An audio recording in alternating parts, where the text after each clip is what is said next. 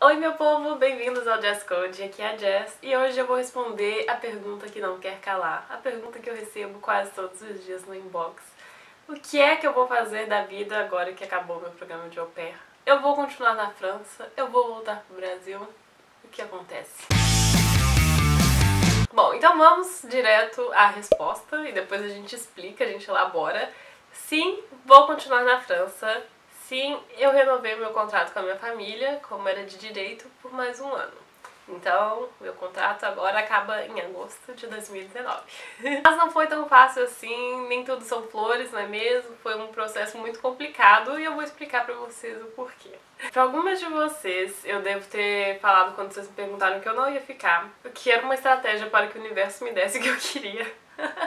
Mas também porque eu achei que eu realmente não ia ficar, porque foi uma confusão. A gente começou e achou que ia dar certo, depois a gente falou, não, não vai dar certo. Depois a gente falou, não, vai dar certo sim, depois falou, não, não vai dar certo. E ficou nessa coisa de que vai, não vai, vai, não vai.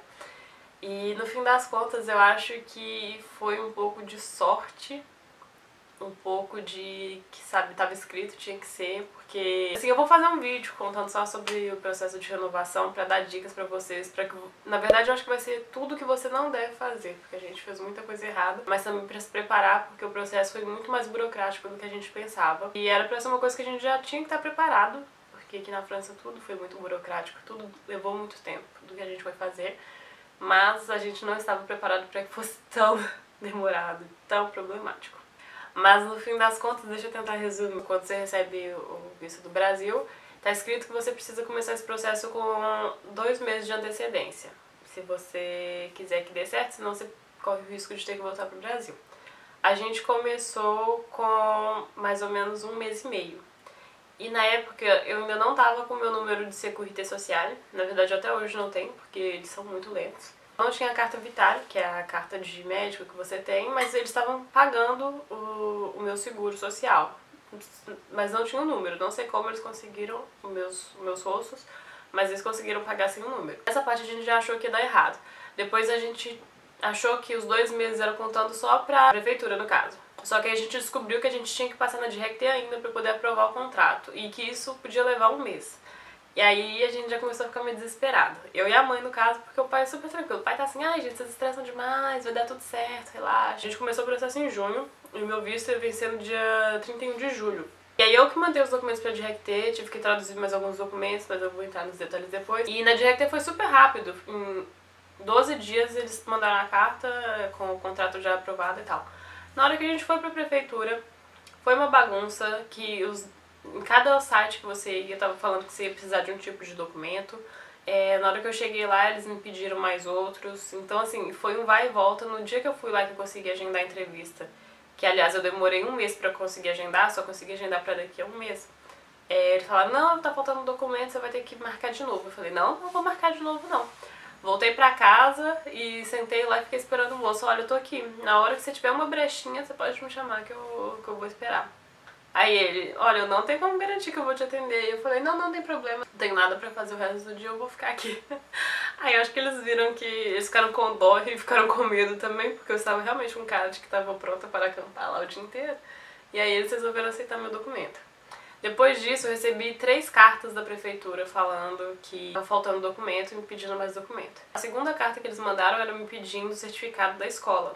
Como eu fiz a Cruz Vermelha, eu não tinha certificado de escola, não tinha, tipo, nota, não tinha resultado de prova, porque a gente não fazia prova, a gente não tinha essa coisa de lançar nota. E não tinha atestado de presença, tipo, contando quantos % de presença você tinha de falta. Era bem... O certificado que a moça me deu era bem simples. E a escola tava fechada, eu também não tinha ido com frequência bastante pra poder conseguir, mas no fim das contas eles mandaram a primeira carta, eu escrevi uma carta explicando pra eles que a escola tava fechada e mandando uma cópia do atestado que o original já tava com eles.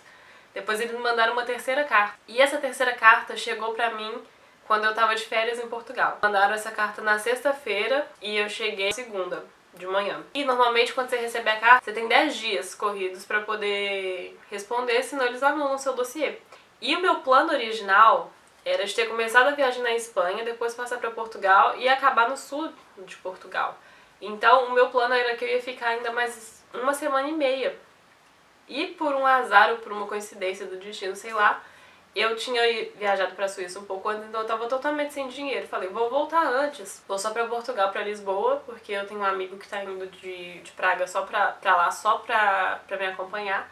E depois eu volto. E eu voltei exatamente na segunda, quando eu tinha mais, sei lá, mais 6 dias, mais 5 ou 6 dias pra eu poder responder.